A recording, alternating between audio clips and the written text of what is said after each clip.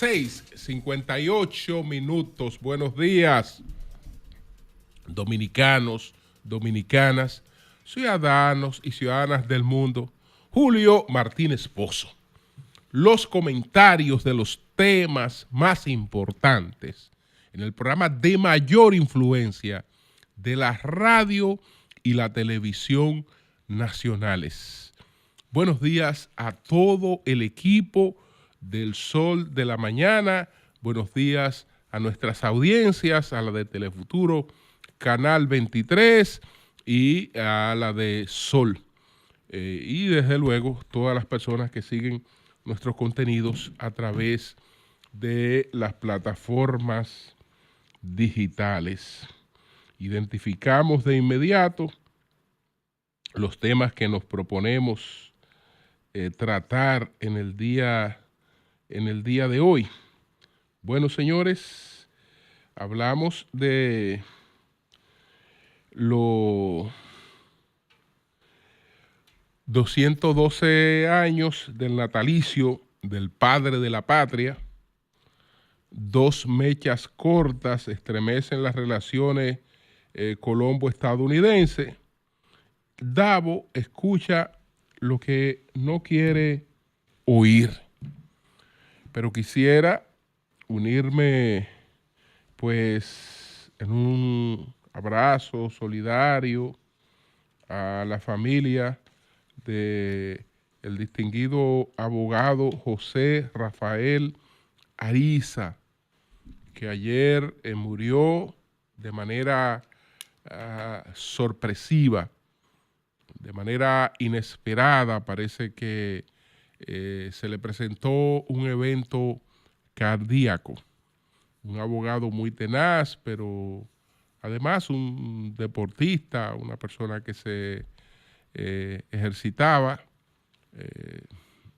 No sé si habría alguna condición de salud, pero lamentablemente ayer se produjo el fallecimiento de este abogado penalista, José Rafael Ariza. Él,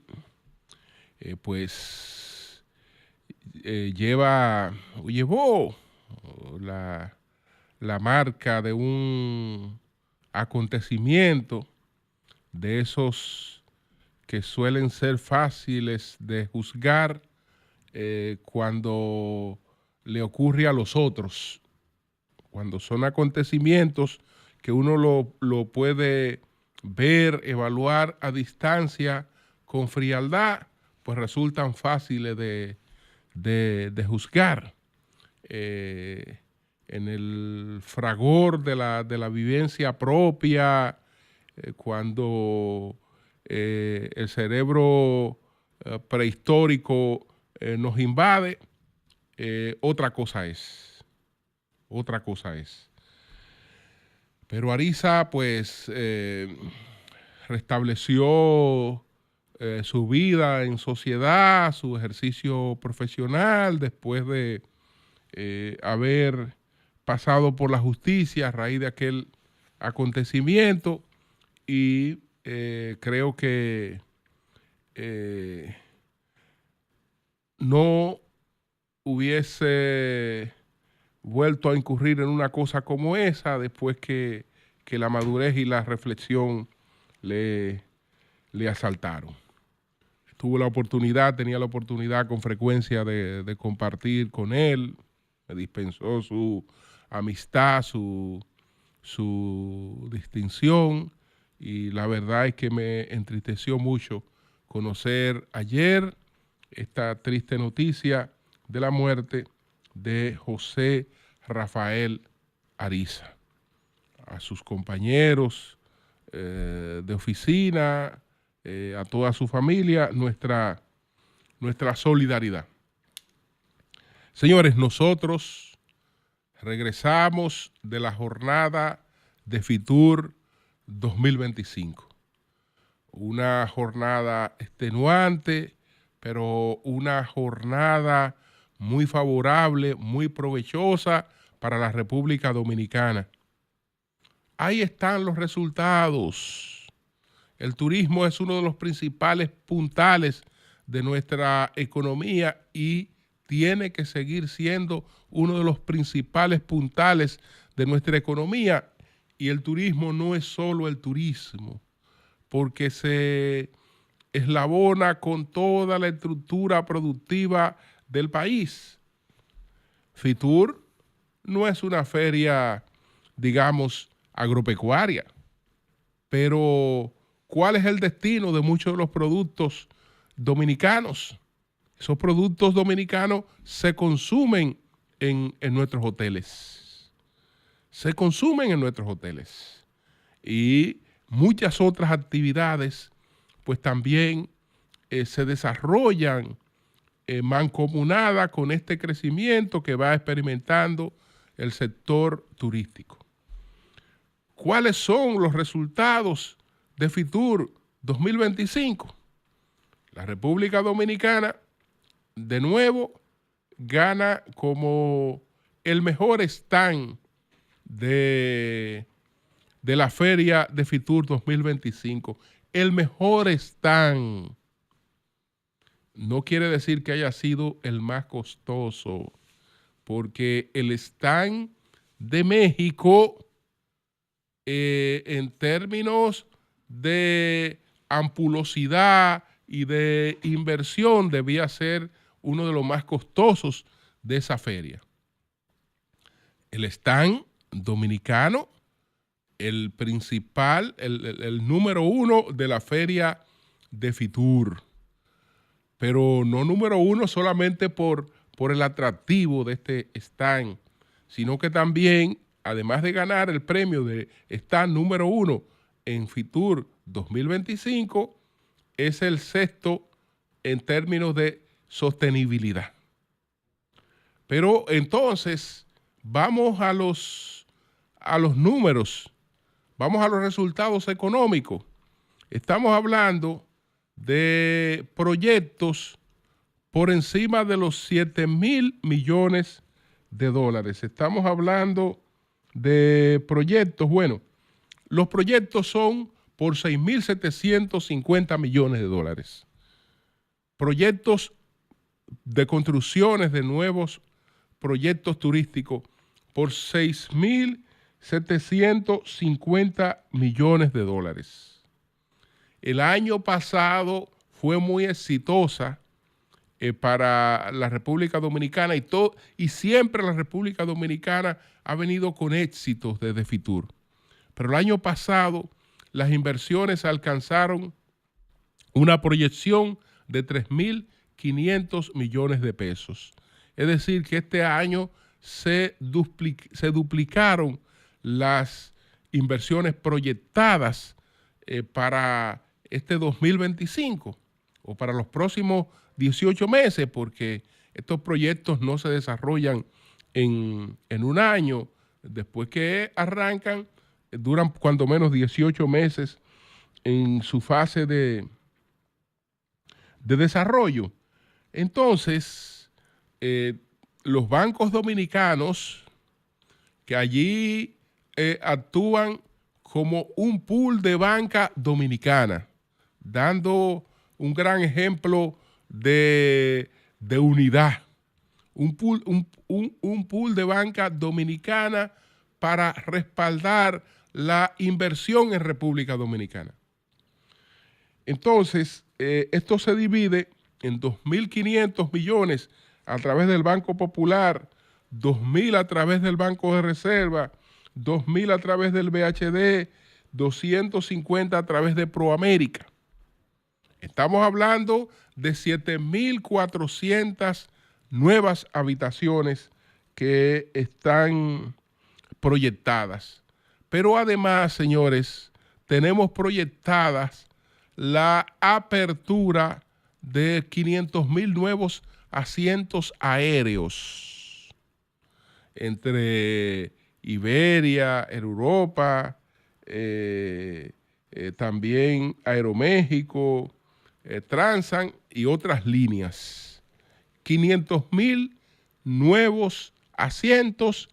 Estamos en la proyección de abril para, digamos, la demanda que nos proponemos, porque si al construir estas habitaciones, estas 7.400 nuevas habitaciones, nosotros estamos en capacidad de buscar otros 713.000 visitantes para adicionarlos a los visitantes que ya estamos recibiendo. No se trata solamente de ir ampliando la meta de visitantes. Para ampliar esa meta de visitantes, el país tiene que prepararse. Y ya vemos que en términos de infraestructura nos estamos preparando. Entonces, lo mismo tenemos que hacer en lo que es el personal, lo que es la calidad al trato de los turistas en la República Dominicana. El dominicano tiene que involucrarse con el turismo y el dominicano tiene que estar educado, tiene que estar preparado para cultivar y seguir ayudando a crecer este mercado. Todo esto que le he enunciado en infraestructura, sin el dominicano se va a pique. Si no está el dominicano, si no está la calidad humana del dominicano, eso no resultaría sostenible. Le preguntaba al ministro David Collado cuando conversó con nosotros en Fitur, qué estábamos haciendo para preparar al dominicano, y él nos expresó que él era partidario de que incluso, y había hablado con el ministro de Educación, de que se creara una materia de turismo, que nadie saliera de un bachillerato sin una materia de turismo. Pero Educación usa la excusa de las cosas que no van a ninguna parte. Dice que eso es transversal. Cuando una cosa es transversal, no es nada. Porque lo que quiere decir es que supuestamente va a estar en todo. Va a estar en todo, que en todas las materias y que en todo el currículum estará. Y cuando eso ha ocurrido, no se está absolutamente en ninguna parte. No se está en ninguna parte. Entonces, señores, necesitamos dominicanos preparados en todos los sentidos para que podamos seguir creciendo. Si no nos detenemos ahí, todo este esfuerzo que se está haciendo puede ser un esfuerzo que no alcance los resultados sostenibles en el tiempo. Ojalá que trabajemos esa parte de la preparación del dominicano para sustentar ese mercado turístico que va creciendo cada vez más en infraestructura, en la cantidad de visitantes, en la cantidad de vuelos. Nuestras felicitaciones al ministro David Collado por este formidable trabajo, apoyado desde luego por el presidente Luis Abinader. Entonces, señores, nosotros vamos a seguir con los temas que presentamos en nuestra agenda. No podemos obviar que ayer conmemorábamos el 112 aniversario, el 212 aniversario del natalicio de Juan Pablo Duarte, el padre de la patria, Juan Pablo Duarte. Hubo varios proyectos separacionistas, pero indiscutiblemente el que nos ha marcado, el que ha primado en todo nuestro desempeño histórico ha sido el proyecto duartiano, el proyecto que encabezó Juan Pablo Duarte, el proyecto de los trinitarios, aquel que concibió un país libre de toda potencia extranjera.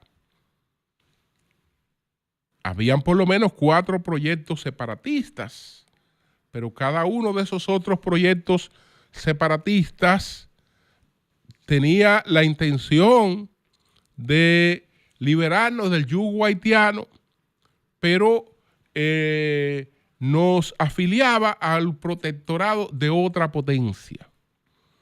Los duartianos no. Y en esto Duarte era más radical no solo por su posición, sino también por la necesidad de validar su posición. Los 2 proyectos independentistas que habíamos conocido hasta entonces, tanto el de la independencia efímera como este del 27 de febrero de 1844, estaban encabezados por españoles. Al estar encabezados por españoles, en el mestizaje dominicano fueron proyectos que no generaban confianza. Entonces, cuando Duarte aseguraba que seríamos libres de toda potencia, su énfasis estaba sobre todo colocado en que el mestizaje sospechaba de sus intenciones, digamos, cercanas por naturaleza a España. Pero él no tenía esas intenciones y las enfatizó. Es decir, yo soy español, pero mi proyecto busca una independencia de toda potencia. ¿Por qué el mestizaje nuestro tenía sospecha de cualquier proyecto que se vinculara a España? Sencillamente por el tema de la esclavitud, del restablecimiento de la esclavitud, que la gente entendía que podía venir tras eso, o que como de todas maneras eran españoles los que encabezaban el movimiento, sobre todo Duarte, que esto era una trama para ellos entonces tener el control directo de un país y volver a esclavizar. Todas estas cosas estaban presentes en aquel momento. Él se colocó por encima de todas esas cosas. A pesar de la dificultad, hizo la siembra fundamental. No estuvo presente en el momento estelar, incluso fue objeto de traiciones por quienes le ofrecieron ayuda en el exterior, que después no apareció. Se vio ante la desesperación de mandar a vender los recursos de su familia para dar un ejemplo de su compromiso. Y nosotros logramos esa gesta que nos marcó porque nos comprometió a seguir defendiendo este país como ocurrió posteriormente. Así es que no podemos nunca dejar pasar por alto el aniversario del padre de la patria, Juan Pablo Duarte. Señores, tengo que hablar de la crisis que se produjo entre Colombia y Estados Unidos. Esta crisis por el manejo el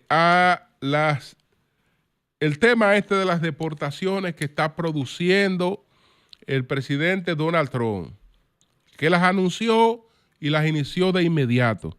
Y ya varios aviones han llegado a Guatemala.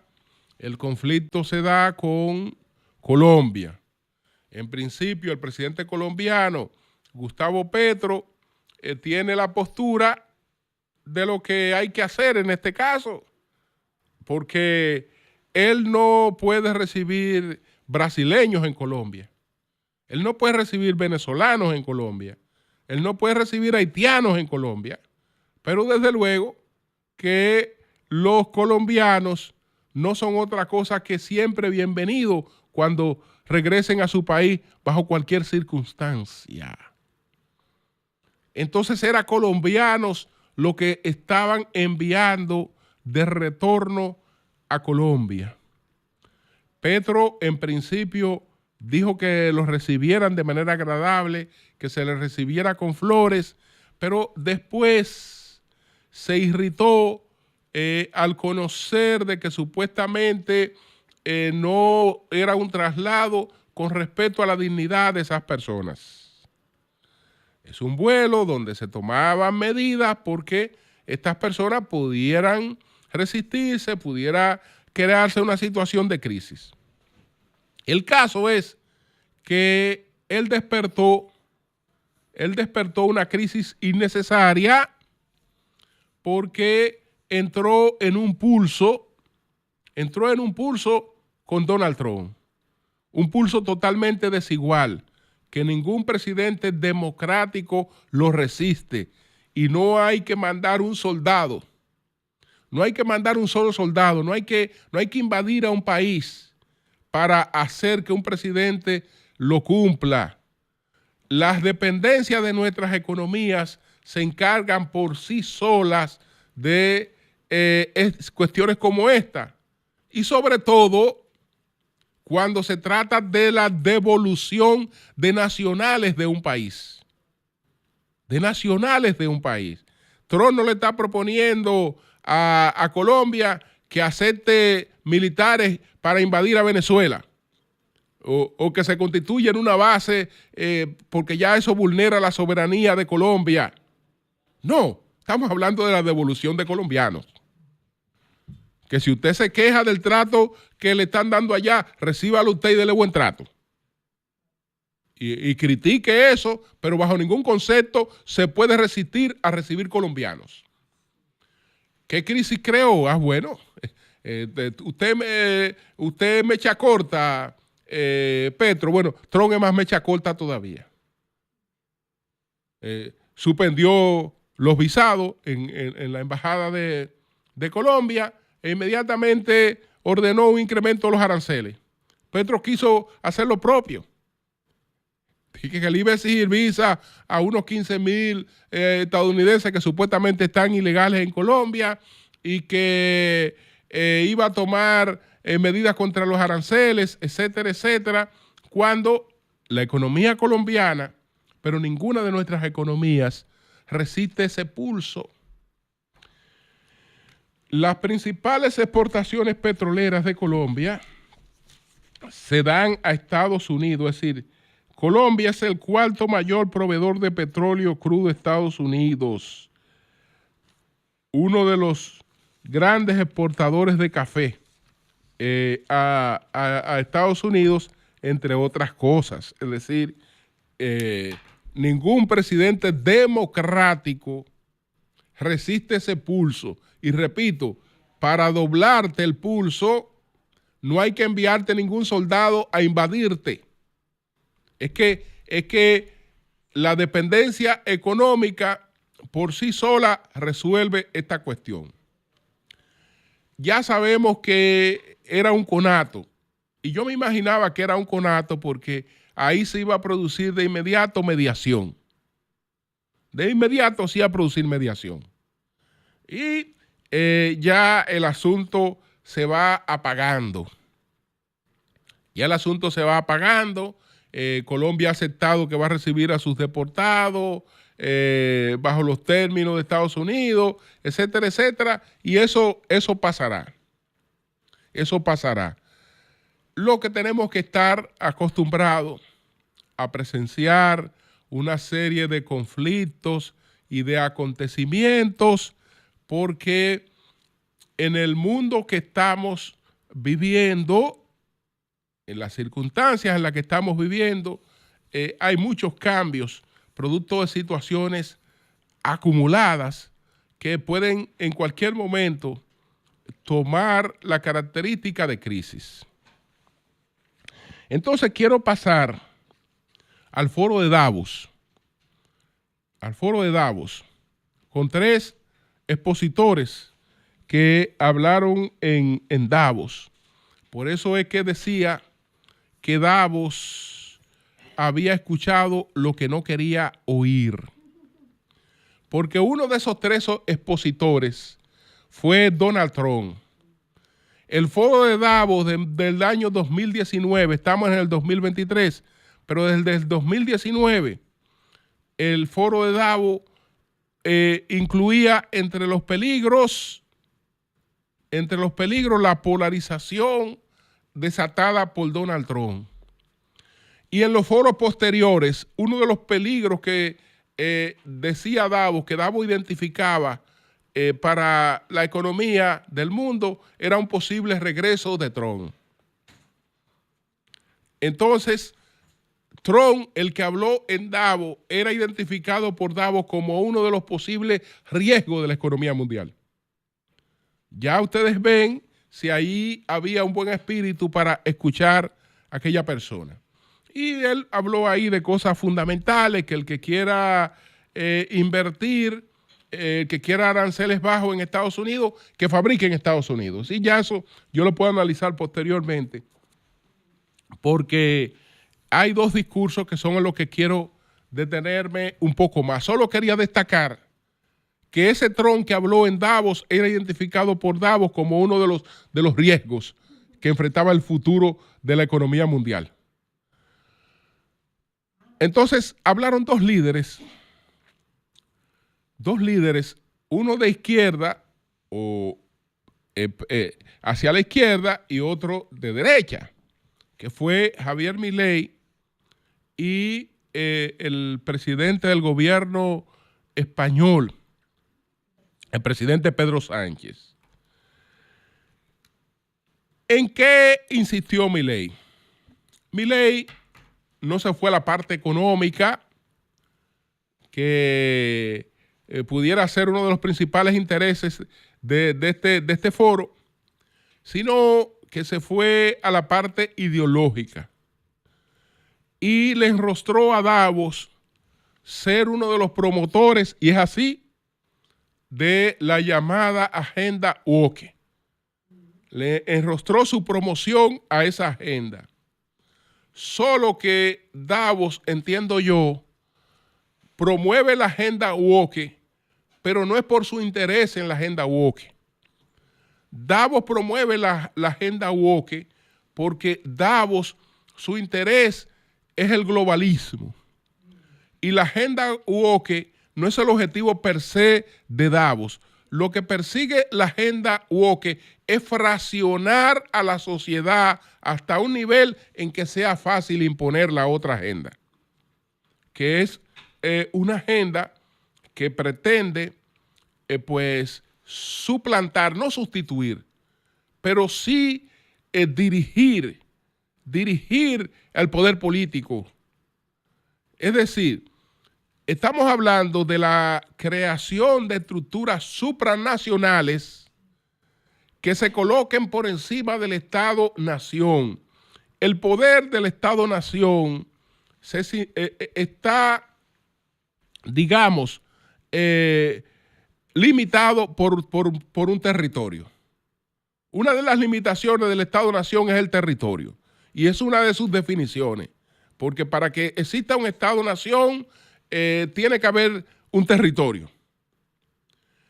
Esa, que es una de las características del Estado-nación, pretende ser suplantada por poderes supranacionales que al mismo tiempo dirijan a esos Estados-naciones. Entonces, ¿qué es lo que se hace aquí y qué es lo que se coordina allí? No nos llevemos de todos los temas que se debaten ahí, porque la mayor parte de los temas que se debaten en Davos no sirven para nada. Lo importante no es lo que Davos discuta, sino lo que Davos ejecuta. No lo que discute, sino lo que ejecuta. Entonces usted sabe qué es lo que hace Davos. Tiene aparentemente este foro público, que con eso se diferencia de Bilderberg, se diferencia del Club de Bilderberg, que es una estructura parecida, pero más opaca. Esta pretende ser una estructura pública que tiene una agenda de temas que discute, pero que tiene otra agenda. ¿Qué es lo que hace Davos realmente en términos concretos? Coordinación de inversión de las grandes fundaciones del mundo.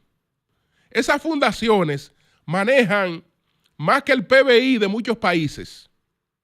Entonces, esas fundaciones lo que hacen es lo siguiente. Mire, Bill Gates, en vez de usted estar haciendo esto por su lado, mire Rockefeller, en vez de estar haciendo esto por su lado, mire Fundación Ford, en vez de usted estar haciendo esto por su lado, mire Fundación tal, mire Fundación tal, mire Fundación tal. ¿Cuánto tenemos aquí? Miles de millones de dólares. Ah, bueno, son miles de millones de dólares. Van para la ideología de género. Vamos para ideología de género. Vamos a fomentar, digamos, la fragmentación de la sociedad con la agenda LGBT. Ya no es la igualdad de derechos, ya hacen una serie de cosas. Es decir, es que deciden ahí, no es que discuten pendejada, no, es que deciden una agenda política financiada con todo el dinero de esas fundaciones. Gente que va allí a hablar de, por ejemplo, su preocupación por el calentamiento global, y cuando no se han contado 104 aviones privados, son 150, son 200 o son 204. En lo que aterrizan ahí. Bueno, Milei se dirigió a esa parte y habló sobre eso, que es la principal agenda realmente de ese foro. Esa es la principal agenda del foro. En lo que hace, no en lo que discute. Por otra parte, entonces, Pedro Sánchez se concentró en el mismo discurso que planteó el presidente Biden en su despedida. ¿De qué está hablando Pedro Sánchez? Pedro Sánchez está hablando de una concentración de poder y de riqueza en manos de unos pocos, de una sociedad más dividida y más fácil de manipular. Entonces, él está hablando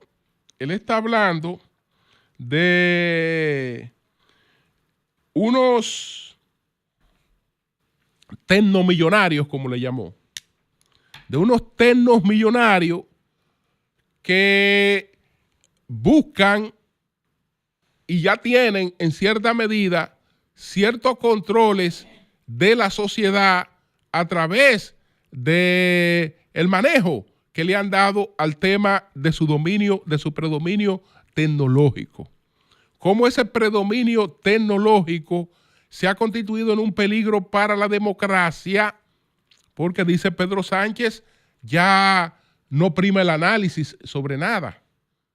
No prima el análisis sobre nada, sino la explicación rápida, falsa, o como fuere, de cualquier acontecimiento, pero ningún acontecimiento visto desde la óptica del análisis de todos sus factores. Entonces, él se dirige a la necesidad de regular esas cosas. Algunos titularon que Pedro Sánchez está promoviendo censura para las redes sociales. No lo escuché promoviendo censura para las redes sociales. Lo que decía Pedro Sánchez es que hay libertad de prensa y todo el que habla a nivel de un medio arrastra responsabilidad. ¿Pero por qué arrastra responsabilidad el que habla a través de un medio? Porque tiene que hacerlo con identidad, identificado. Entonces, ¿qué dice Pedro Sánchez? Que una tercera parte de todo lo que se gestiona en las redes sociales lo hacen bots. Una tercera parte, pero esa tercera parte domina el 50% del contenido de las redes sociales. Es decir, esa tercera parte de bots dominan el 50% del contenido de las redes sociales. Y desde esas identidades falsas e inexistentes se puede producir cualquier idea, cualquier opinión, cualquier ataque. Entonces, el apoyar eso no es apoyar la libertad de expresión, porque la libertad de expresión, repito, él dice, siempre ha estado regulada. La gente puede hablar, pero habla con una identidad y sabe a qué se atiene cuando habla. Entonces él está proponiendo mecanismos para que el que quiera usar una identidad falsa en redes sociales se sepa, aunque usted utilice un seudónimo en redes sociales, a la hora de que usted arrastre alguna responsabilidad, tiene que saberse ubicar esa responsabilidad, porque eso le va a dar otra característica al debate. Y entre otras cosas, eso planteó Sánchez, pero ni el discurso de Sánchez, ni el discurso de Milei, ni el discurso de Trump son las cosas que Davos quiere escuchar. Ellos y cualquiera que vaya y se pare en esa plataforma puede decir, pero ellos saben lo que hacen. Y les sobra cuarto que son de los mismos estados, que ahí vuelvo a Friedman, como les explicaba recientemente, eso sale de un debate con Milton Friedman, cuando Milton Friedman decía, bueno, en el 71, un artículo que escribió Milton Friedman, que Milton Friedman decía que la responsabilidad social del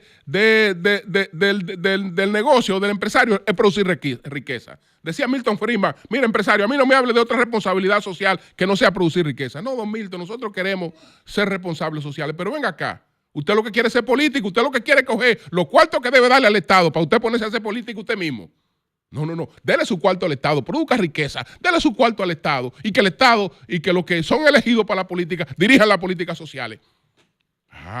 No. Klaus Schwab entonces empezó a escribir una serie de artículos con el capitalismo de stakeholder, el capitalismo de parte, que esa serie de artículos después concluyeron en un libro y a partir de ahí viene toda esta historia de Davos, que es la de la supuesta responsabilidad social de los empresarios. Pero esos miles de millones de dólares que tienen esos empresarios ahí son padres nuestros ajenos. No son los cuartos de ellos, No son los cuartos de ellos. Son cuartos de la política, de los estados, que ellos disponen de ellos para hacer lo que les dé su bendita gana. Cambio y fuera.